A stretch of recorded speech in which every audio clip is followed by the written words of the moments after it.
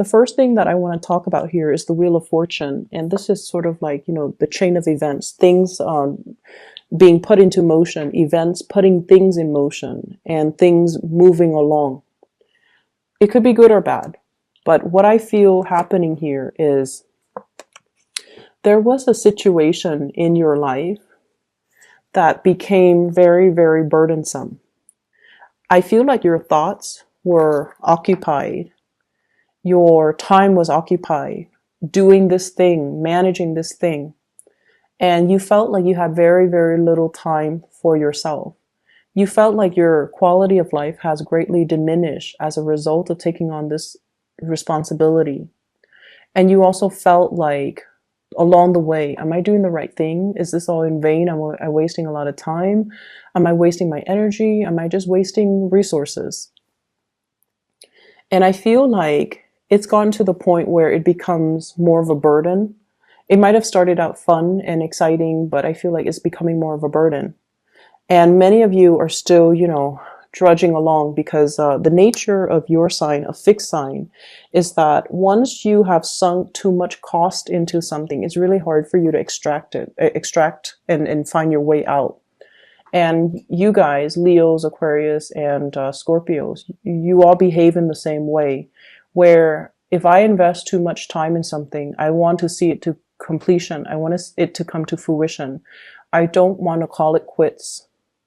So you stubbornly go at it and you stubbornly work through it. And it has been, quite problematic and I feel like very burdensome. This is the week where things start to bear fruit. All your hard work, all your time and effort and energy, you will realize that it was not done in vain. You will realize that, the end is near. It's like that light at the end of the tunnel. You're getting snippets of it. You're getting information and you're getting guidance that what you did all along was the right thing and it's coming to fruition. I see for some of you, there is something where you're either teaching or learning. Okay. You might be teaching somebody and then you're learning from them in the process. That's the way it goes.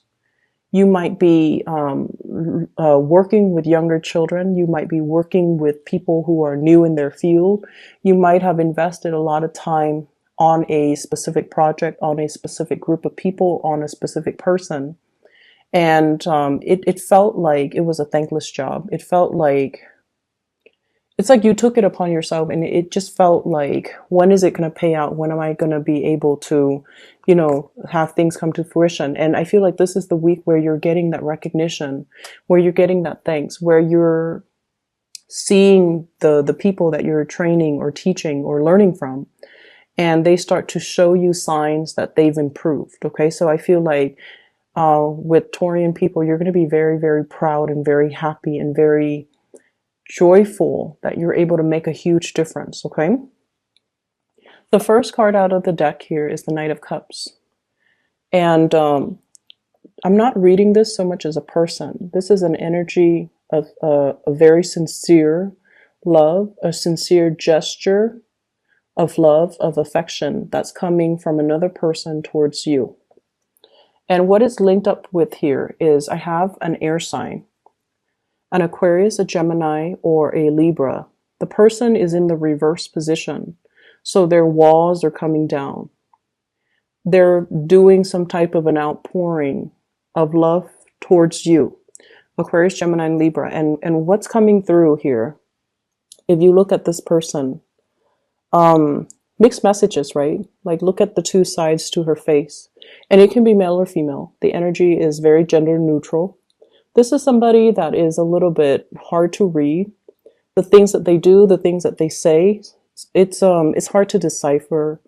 I feel like you never knew how this person feels about you.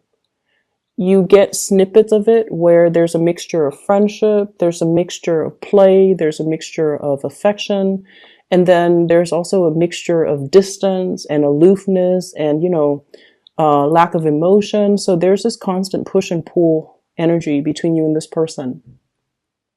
And so you never knew how they felt about you. And I feel this is a person that has been quite inconsistent with their feelings as well. One minute they're very close to you, and then the next minute they act like they don't know you. So this aloofness mixed with this affection, and I feel like they're also very confused about their emotions for you.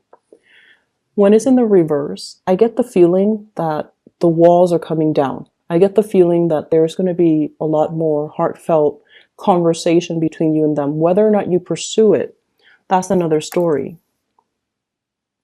For some of you, this person makes you feel really happy, 10 of Cups.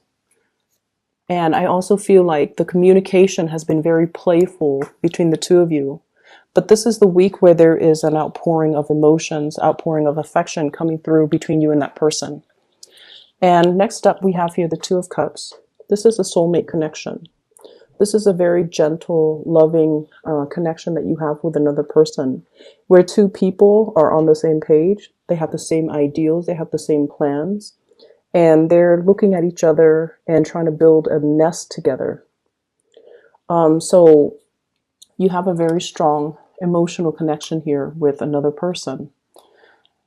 What is linked up here with the Two of Cups? Whatever conflict has been going on in your relationship, I feel like the conflict is dying down. Okay, if there has been like really harsh words, I think this of you, I think that of you, like really, really harsh words. If there has been somebody that is very combative, for whatever reason, when the two of you communicate, you don't really see eye to eye. And I feel a lot of it has to do with just differences in ideologies, differences in the way you operate, stubbornness, a lot of stubbornness. I feel like you're going to be able to overcome it. Okay, so there's a lot of opportunities here this week to rectify situations, to clear up communications, miscommunications, to kind of facilitate some type of a mutual understanding between you and another person. So if you've been battling, if you've been fighting, if you've been competing with one another, there's going to be some major victory. If you're working on a team, if you're playing some type of a team sport, I see there being a major win. I see people holding up like medals or plaques or working on a team effort, and then the whole team wins. I also feel like if there's one person in particular that it's like a romantic situation where the attraction is really strong and there's just so much energy, like the attraction is so intense where there's so much just tension, that's going to clear up. And I feel like it's sexual tension that's going to start to clear up between you and another person. I also feel as well there's some major good news for those of you who are married regarding your spouse. They might have a big financial windfall coming through. There might have been, like money left to them, or like a major win, or some type of a lot of money coming through from a financial institution between you and them, and then it becomes like pooled together in like a joint bank account between the two of you. So the escalation in being able to build wealth with your partner, being able to, I see as well, thinking about selling property, and I got that with Aries too. The next card we have here is the Five of Coins. This is a card about feeling a little bit left out, feeling like we're unwanted, feeling like we're not appreciated, and feeling a little bit down and out, and not being able to connect to the right people, connect to the right situations, and feeling like no one really cares about us. And I feel like for many of you, this is not so much the energy of another person, but it's almost the energy of where you are at right now with your work. Are you still feeling that sense of excitement coming to work? Are you still feeling like excited about, learning new things, about testing your skills? Or are you just going through the motions? I feel for many of you, you really want to travel, you want to explore new territories, you want to branch out, and you want something brand new. But there has also been issues when it comes to, stability, building up stability so that you're not worried about, making ends meet, paying the rent, paying the mortgage. So I feel like all of these security-oriented things, house, children, mortgage, car payments, all of these things that we associate with responsibility, with being an adult, with security, you start to realize how much of a hindrance they are and how much they're really disallowing you to, freely come and go. And so I see many of you are reassessing your relationships with your material possessions. You're also reassessing your relationships with the material things in your life, and you're reassessing as well what's really important in life. So there is a huge awakening, I feel, when it comes to security, and the things that we think are actually secure are the things that really hold us back. I also feel as well car maintenance, car issues. I also feel they're mentioning here when it comes to the overall career success. I feel like finances is not really the issue. It's more about, am I maxed out when it comes to my income generating potential? Am I maxed out when it comes to promotions? If yes, do I need to find another job? How much time do I give myself until? So I feel like, you're hitting some type of energy that's telling you to try something new. But the important thing is you kind of need to give yourself a time frame. So rather than putting all this pressure on yourself about changing location, changing jobs, you give yourself, okay, why don't I give myself until, January? If the feeling doesn't go away, if that internal nudge doesn't go away, then I'll change jobs. If not, then I'll stay where I'm at.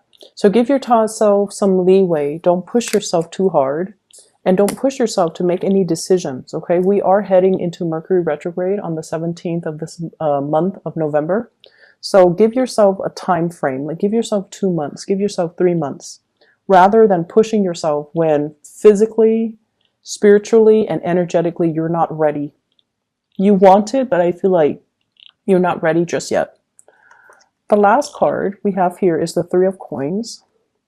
This is a card about collaboration, learning from other people. It's a card about harmony, people working together to build something of value. And I feel like for many of you, we have here the Hierophant.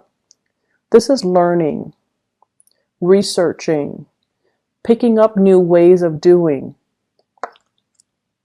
For some of you, there is a water sign, Pisces, Cancer, Scorpio, showed up in the reverse position.